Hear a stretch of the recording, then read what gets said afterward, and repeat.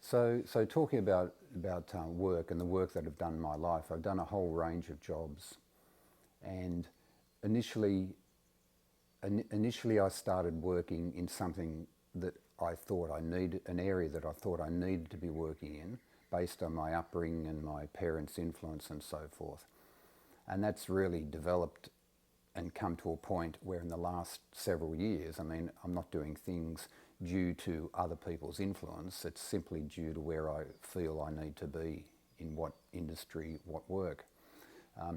For example, it was about 2010 or so, someone said to me, why not work or try to get a job in TAFE and teaching in TAFE.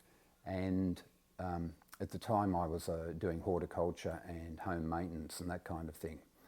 So this man whose house I was looking after and who was also a TAFE teacher suggested this. So I went ahead and did some training, and then through him got a job in TAFE in Queensland. But the thing is, when I went to TAFE, I thought, oh, it's great, I'm going to be teaching horticulture, and I'm going to have a class and a classroom, and it's going to be really just, you know, like a teacher from a Hollywood movie. And, you know, they've made several movies about, you know, great American teachers, so-called. However, it was nothing like that. My first class was a school's disability class for half day a week, and then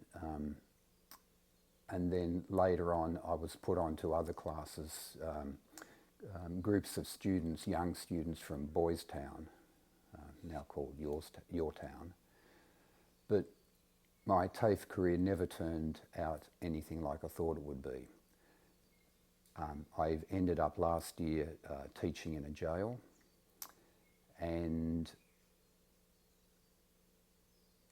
over that, well, 5 or 6 year period of teaching, from me thinking I was going to be standing up the front of a class and having a bit of glamour about my teaching and so forth, I was given by the TAFE I worked for the jobs that almost like no one else wanted to do.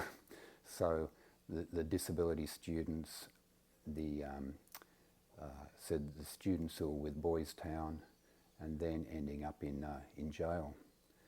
So talking about purpose then, when I originally was going to start work in TAFE, I had an idea of what I would have liked to have done based on pictures and so forth. I ended up in what I'd say is much greater purpose. I was placed virtually by a series of events in jail teaching, and it was a perfect place for me to be. So purpose then, I can easily see, and how it's happened and come about is me being in a place and allowing myself to be given that job, and then me not resisting it, not fighting it, and then bringing everything I can of my past experience, life experience, to that job. So I've reinvented myself again, or at least been reinvented. So I'm now working in aged care and disability care, and they present great challenges as well, but it's an area where I get a very quick reflection or response to what I actually bring to the job. So it's a great learning for me, but I actually get to see my own purpose. I don't own the purpose, but the purpose that is there, the purpose that is being given to me.